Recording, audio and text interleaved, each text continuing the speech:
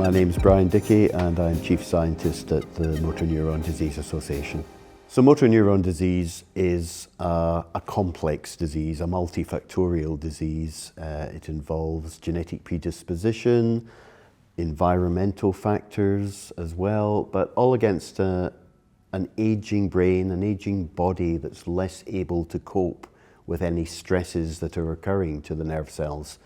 So we see the genetics as a route in to understanding all forms of the disease, because in some families where there's a high genetic risk, they are primed to develop the disease later in life. It doesn't mean they will develop the disease, but it does mean that there is potentially a route in, and we can therefore identify the pathways that are involved in their particular form of the disease by taking the knowledge into the laboratory, and through different inherited forms of the disease start to cross-reference.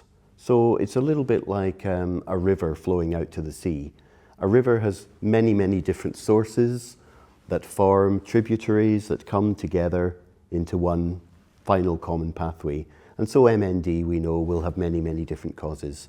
So we can start to map that out through looking at the inherited forms of the disease, work out through that what are the pivotal cellular processes that are going wrong within a motor neuron. And if we can identify those, that's where the drug industry becomes very interested, because that's what they call a drug target. Something is going wrong, we can come in and try and change that, alleviate it, hopefully protect the nerve cells and slow down the disease progression, not just in the inherited forms, but potentially in all forms of the disease. So the MND Association is investing in a number of areas of research. First is genetic research to try and identify the remaining genes that are involved in inherited MND, but also maybe the more subtle genes that play an underpinning role on sporadic motor neuron disease as well. Then taking the knowledge into the lab and trying to mimic in the laboratory, in a cell in a dish, in a fruit fly, perhaps in a mouse model, the events that are happening in the person living with the disease.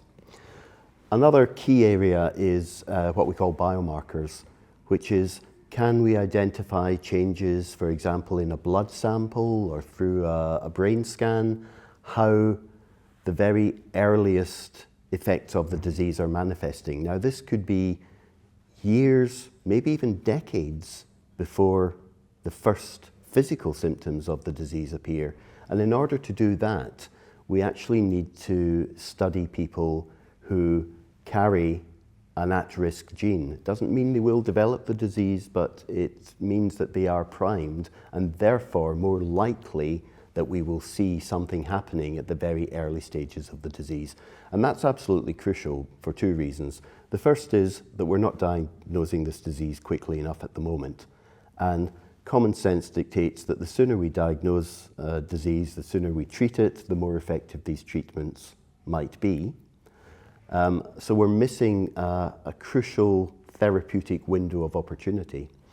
The other reason is that if we can understand the earliest stages of the disease long before the physical symptoms manifest, then possibly there's an opportunity to be able to prevent the disease from ever occurring in the first place.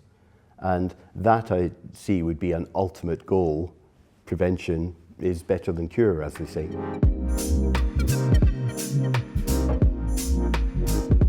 Events like the FaTHoM meeting today are just so important, because for all the science that's being done, we always have to ensure that it comes back to the human condition.